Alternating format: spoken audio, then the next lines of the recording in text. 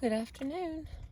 Still cloudy and peaceful, other than puppy dog eating dog food and crunching like cray cray. All right, we continue with honesty as an antidote to low self esteem or inflated self confidence. A healthy sense of self confidence is a critical factor in achieving our goals. This holds true whether our goal is to earn a college degree, build a successful business, enjoy a satisfying relationship, or train the mind to become happier. Low self confidence inhibits our efforts to move ahead, to meet challenges, and even to take some risks when necessary in the pursuit of our objectives. Inflated self confidence can be equally hazardous. Those who suffer from an exaggerated sense of their own abilities and accomplishments are continuously subject to frustration, disappointment, and rage when reality intrudes and the world doesn't validate their idealized view of themselves. And they are always precariously close to sinking into depression when they fail to live up to their own idealized self image. Excuse me. In addition, these individuals' grandiosity often leads to a sense of entitlement and a kind of arrogance that distances them from others and prevents emotionally satisfying relationships. Finally, overestimating their abilities can lead to taking dangerous risks. As Inspector Dirty Harry Callahan, in a philosophical frame of mind, tells us in the film Magnum Force, while watching the overconfident villain blow himself up, a man's got to know his limitations. I'm feeling like that was probably something meant to be funny. I need to watch that. Magnum Force. Alrighty. In the Western psychotherapeutic tradition, theorists have related both low and inflated self-confidence to disturbances in people's self-image and have searched for the roots of these disturbances in people's early upbringing. Many theorists see poor self-image and inflated self-image as two sides of the same coin, conceptualizing people's inflated self-image, for instance, as an unconscious defense against underlying insecurities and negative feelings about themselves. Psychoanalytically oriented psychotherapists, in particular, have formulated elaborate theories of how distortions in self-image occur. They explain how the self-image is formed as people internalize feedback from the environment. They describe how people develop their concepts of who they are by incorporating explicit and implicit messages about themselves from their parents, and how distortions can occur when early interactions with their caregivers are neither healthy nor nurturing. When disturbances in self-image are severe enough to cause significant problems in their lives, many of these people turn to therapy. Insight-oriented therapists focus on helping the patient gain an understanding of the dysfunctional patterns in their early relationships that were the cause of the problem and provide appropriate feedback and a therapeutic environment where the patients can gradually restructure and repair their negative self-image. On the other hand, the Dalai Lama focuses on pulling out the arrow rather than spending time wondering who shot it. Instead of wondering why people have low self-esteem or inflated self-confidence, he presents a method of directly combating these negative states of mind. In recent decades, the nature of the self was one of the most researched topics in the field of psychology. In the me decade of the 1980s, for instance, thousands of articles appeared each year exploring issues related to self-esteem and self-confidence.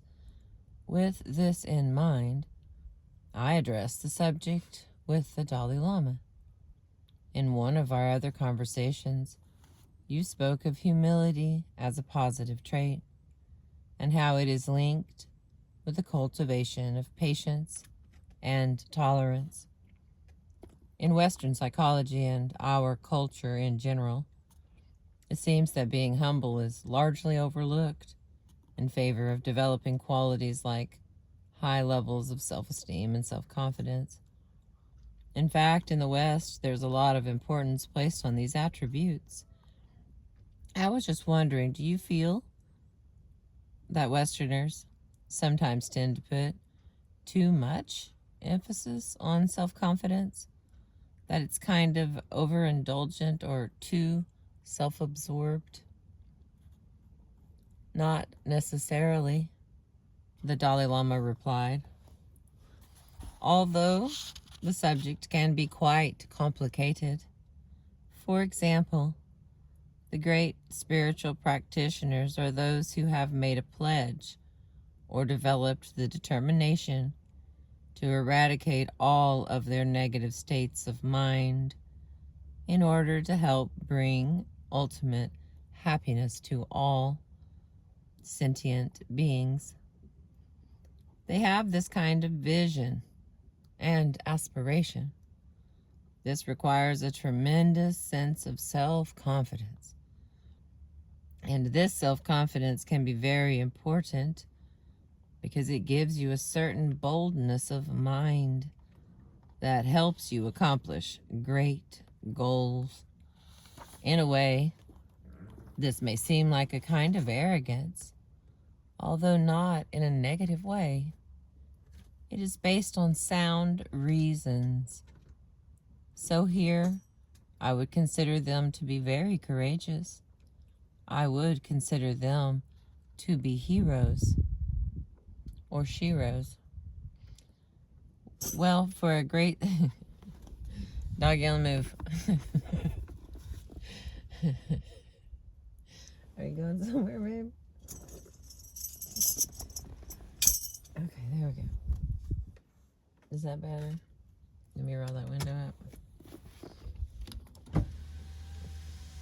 Hang on, interior audience. Intermission. This book's making me use long words for no good reason. Okay, here we go. Me and the dog.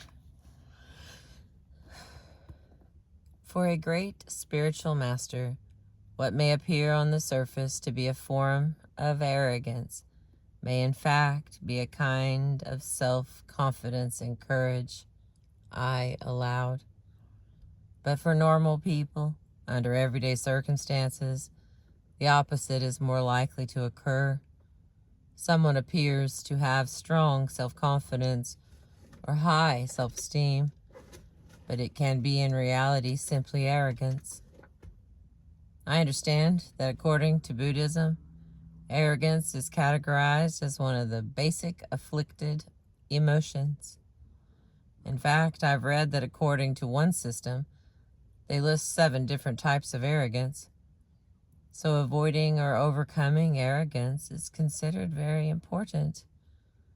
But so is having a strong sense of self-confidence.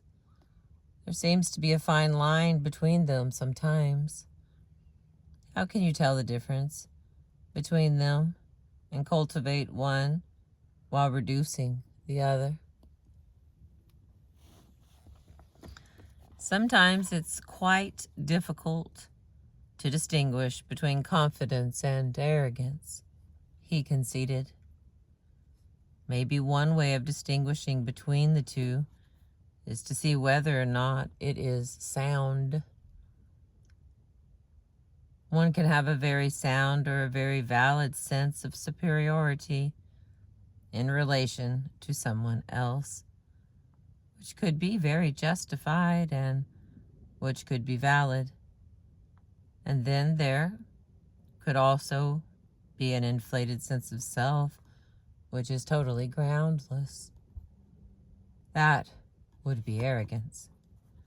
So in terms of their phenomenological state, they may seem similar, but an arrogant person always feels that they have a valid basis of ... That's right, the Dalai Lama acknowledged. Okay, an arrogant person always feels that they have a valid basis. So how would you know the difference? Okay. So then, how can you distinguish between the two? I inquired. I think sometimes it can be judged only in retrospect, either by the individual or from a third person's perspective. The Dalai Lama paused, then joked. Maybe the person should go to the court to find out if it is a case of inflated pride or arrogance. He laughed.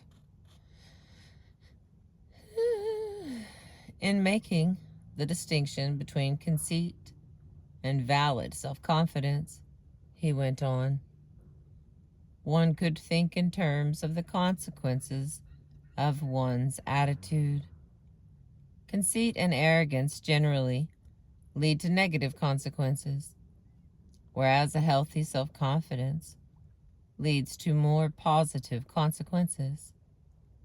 So, here, when we are dealing with self-confidence, you need to look at what is the underlying sense of self. I think one can categorize two types. One sense of self or ego is concerned only with the fulfillment of one's self-interest, one's selfish desires, with complete disregard for the well-being of others. The other type of ego or sense of self is based on a genuine concern for others and the desire to be of service. In order to fulfill that wish to be of service, one needs a strong sense of self and a sense of self-confidence. This kind of self-confidence is the kind that leads to positive consequences. Earlier, I noted, I think you mentioned that one way to help reduce arrogance or pride, if a person acknowledged pride as a fault and wished to overcome it, was to contemplate one's suffering, reflecting on all the ways we are subject to or prone to suffering, and so on. Besides contemplating one's suffering, are there any other techniques or antidotes to work with pride? He said, one antidote is to reflect upon the diversity of disciplines that you may have no knowledge of. For example, in the modern education system, you have a multitude of disciplines. So by thinking about how many fields you are ignorant of, it may help you overcome pride. The Dalai Lama stopped speaking, and thinking that was all he had to say on the subject, I started looking through my notes to move on to a new topic. He suddenly resumed speaking in a reflective tone. You know, we've been talking about developing a healthy self-confidence. I think perhaps honesty and self-confidence are closely linked. Do you mean being honest with yourself about what your capabilities are? Or do you mean being honest with others I asked. Both, he replied. The more honest you are, the more open, the less fear you will have, because there's no anxiety about being exposed or revealed to others. So I think that the more honest you are, the more self-confident you will be. I'm interested in exploring a bit more about how you personally deal with the issue of self-confidence, I said. You've mentioned that people seem to come to you and expect you to perform miracles. They seem to put so much pressure on you and have such high expectations. Even if you have a proper underlying motivation, doesn't this still cause you to feel a certain lack of confidence in your abilities? Here, I think you have to keep in mind what you mean when you say either lack of confidence or possessing confidence with regard to a particular act or whatever it may be. In order for you to have a lack of confidence in something, it implies that you have a kind of belief that you can do it, that generally speaking, it is within your scope, and that if something is within your scope and you can't do it, you begin to feel, oh, maybe I'm not good enough or competent enough or up to it or something along those lines.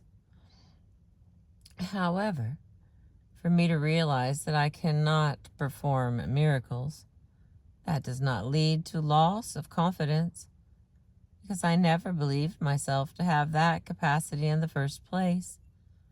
I don't expect myself to be able to perform functions like the fully enlightened Buddhas, to be able to know everything, perceive everything, or do the right thing at any and all times. So when people come to me and ask me to heal them or perform a miracle or something like that, instead of making me feel a lack of confidence, it just makes me feel quite awkward. I think that generally being honest with oneself and others about what you are or not, about what you are or are not capable of doing, can counteract that feeling of lack of self-confidence. But then, now, for example, in handling the situation with China, sometimes I feel a lack of self-confidence, but usually I consult about such a situation with officials, and in some cases non-officials. I ask my friends their opinion and then discuss the matter. Since many of the decisions are taken on the basis of discussions with various people and not just taken rashly, any decision that is taken then makes me feel quite confident, and there's no sense of regret for having taken that course. Fearless and honest self-appraisal can be a powerful weapon against self-doubt and low self-confidence. The Dalai Lama's belief that this kind of honesty can act as an antidote to those negative states of mind has in fact been confirmed by a number of recent studies that clearly show that those who have a realistic and accurate view of themselves tend to like themselves better and have more confidence than those with poor or inaccurate self-knowledge. Over the years, I've often witnessed the Dalai Lamas illustrating how self-confidence comes from being honest and straightforward about one's abilities. It came as quite a surprise to me when I first heard him say in front of a large audience simply, "I don't know," in response to a question. unlike what I was used to with academic lectures or those who set themselves up as authorities. He admitted his lack of knowledge without embarrassment, qualifying statements, or attempting to appear that he knew something by skirting the issue. In fact, he seemed to take a certain delight when confronted with a difficult question, for which he had no answer and often joked about it. For example, one afternoon in Tucson, he had been commenting on one verse of Shantiva's Guide to the Bodhisattva's Way of Life that was particularly complex in its logic. He struggled with it for a while, got mixed up, and then burst out laughing, saying, "I'm confused. I think it's better just to leave it." Now, in the next verse, in response to appreciative laughter from the audience, he laughed even harder, commenting, "There is a particular expression for this approach. The expression is, it's like an old person eating, an old person with very poor teeth. The soft things you can eat, the hard things you just leave." Still laughing, he said, "So we'll leave it at that for today." He never wavered in that moment from his own supreme confidence. And I think it's the last part. Let's see. Yeah, we're down to the last 3 pages, which you know is 6, because Crystal's going to do math while she's reading. And this is from the chapter dealing with anxiety and building self-esteem. This is part 2 of 1 chapter, and then we have 1 chapter left. So, woohoo! This is called Reflecting on Our Potential as an Antidote to Self-Hatred. On one trip to Indiana in 1991, 2 years before the Dalai Lama's visit to Arizona, I briefly met with him at his home in Dharamsala. That week, he had been meeting daily with a distinguished group of Western scientists, physicians and psychologists, and meditation teachers in an attempt to explore the mind-body connection and understand the relationship between emotional experience and physical health. I met with the Dalai Lama late one afternoon, after one of his sessions with the scientists. Toward the end of our interview, the Dalai Lama asked, "You know, this week, I've been meeting with these scientists." "Yes?"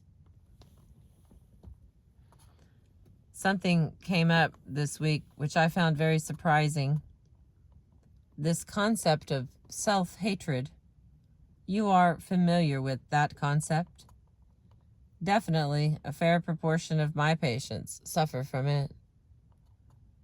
When these people were speaking about it, at first I wasn't certain if I was understanding the concept correctly. He laughed. "I thought, of course, we love ourselves. How can a person hate himself or herself? Although I thought that I had some understanding about how the mind works, this idea of hating oneself was completely new to me.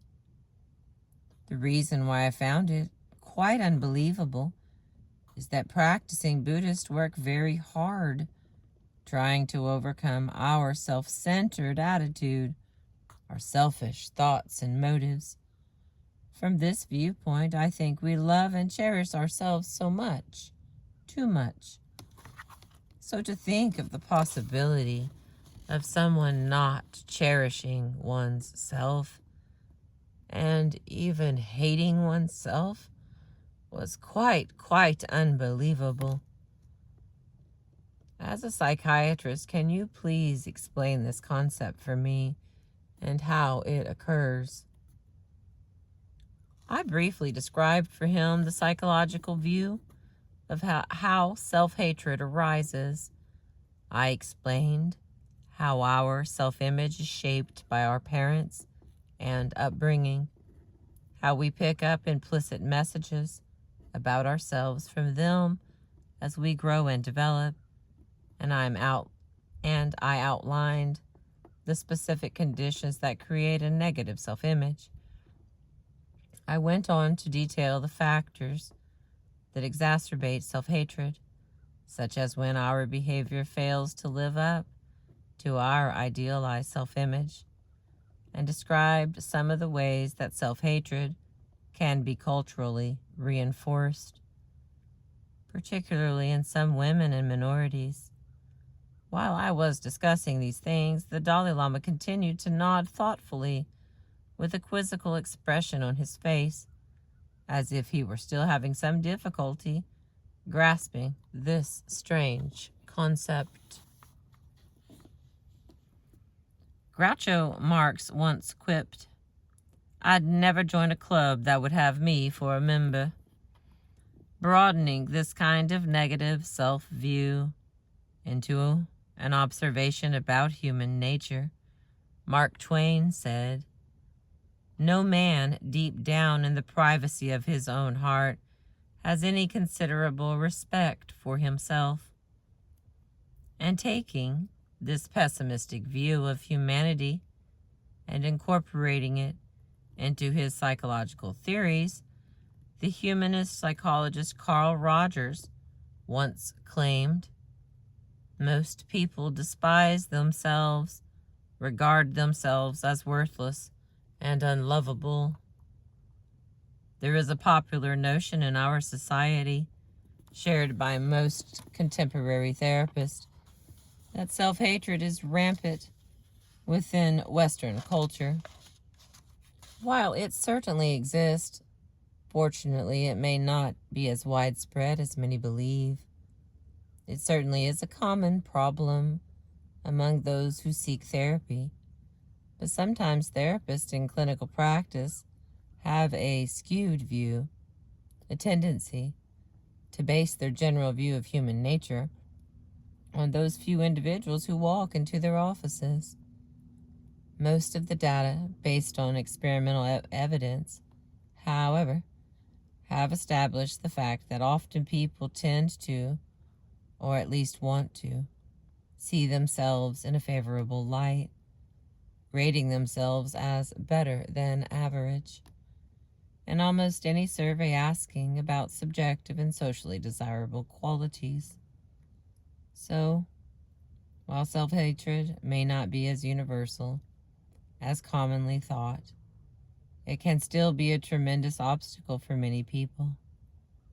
I was as surprised by the Dalai Lama's reaction as he was by the concept of self-hatred. His initial response alone can be very revealing and healing. There are 2 points related to his remarkable reaction that warrant examination.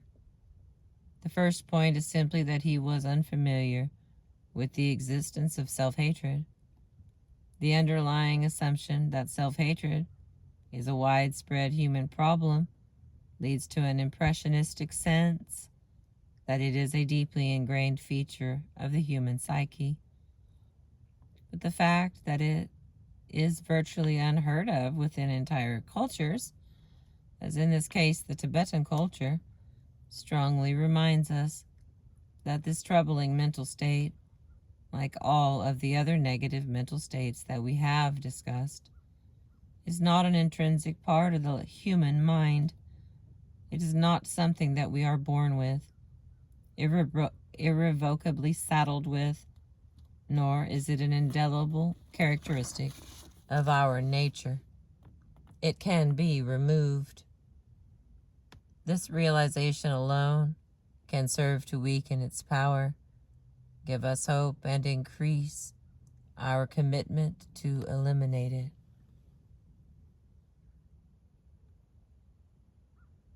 Change our picture so slightly. There we go. Something different.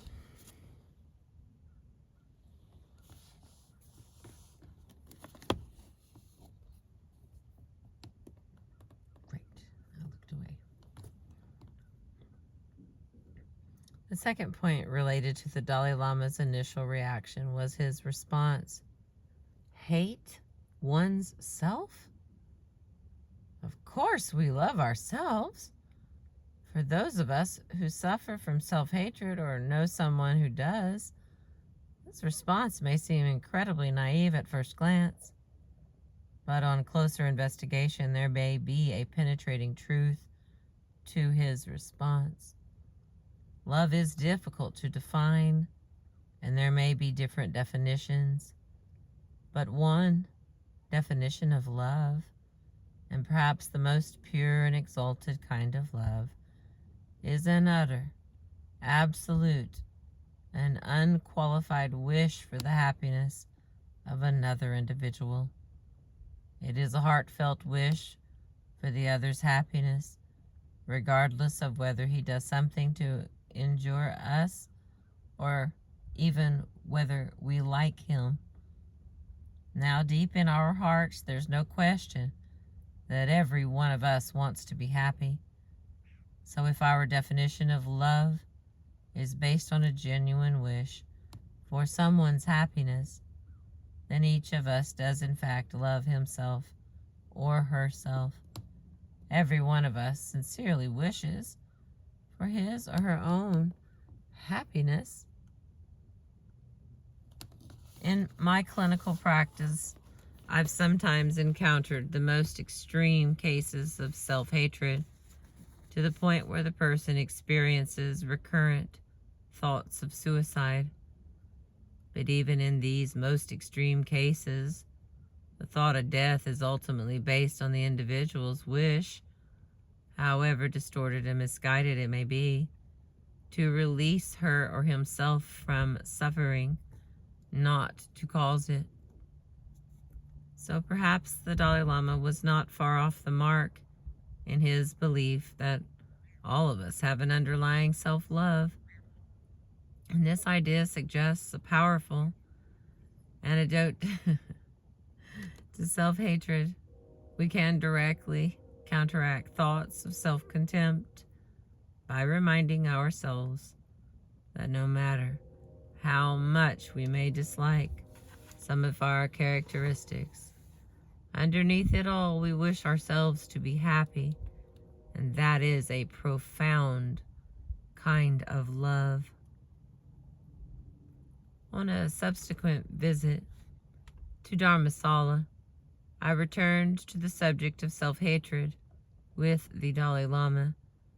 By then, he had familiarized himself with the concept and had begun developing methods for combating it. From the Buddhist point of view, he explained, being in a depressed state, in a state of discouragement, is seen as a kind of extreme that can clearly be an obstacle to taking the steps necessary to accomplish one's goals. A state of self-hatred is even far more extreme than simply being discouraged, and this can be very dangerous. For those engaged in Buddhist practice,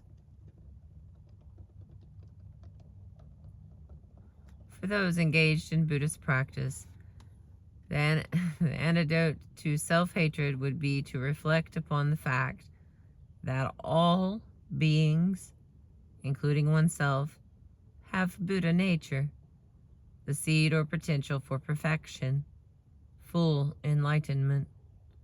No matter how weak or poor or deprived one's present situation may be. So those people involved in Buddhist practice who suffer from self-hatred or self-loathing should avoid contemplating the suffering nature of existence or the underlying unsatisfactory nature of existence. And instead, they should concentrate more on the positive aspects of one's existence, such as appreciating the tremendous potential that lies within oneself as a human being.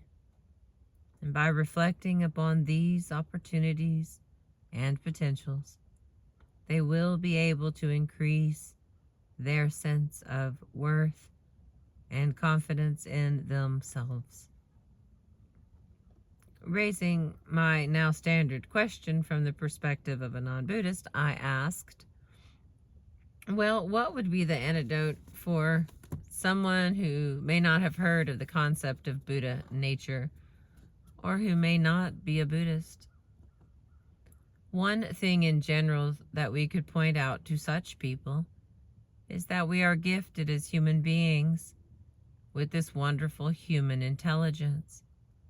On top of that, all human beings have the capacity to be very determined and to direct that strong sense of determination in whatever direction they would like to use it.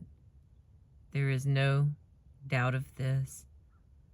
So if one maintains an awareness of these potentials and reminds oneself of them repeatedly until it becomes part of one's customary way of perceiving human beings, including oneself, then this could serve to help reduce feelings of discouragement, helplessness, and self-contempt.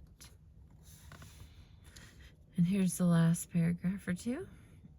The Dalai Lama stopped for a moment, then proceeded with a probing inflection, which suggested that he was still actively exploring, continuously engaging in a process of discovery. I think that here there might be some sort of parallel to the way we treat physical illnesses. When doctors treat someone for a specific illness, not only do they give antibiotics for the specific condition, but they also make sure that the person's underlying physical condition is such that he or she can take antibiotics and tolerate them. So in order to ensure that the doctors make sure, for instance, that the person is generally well nourished, and often they may have to give him vitamins or whatever to build the body.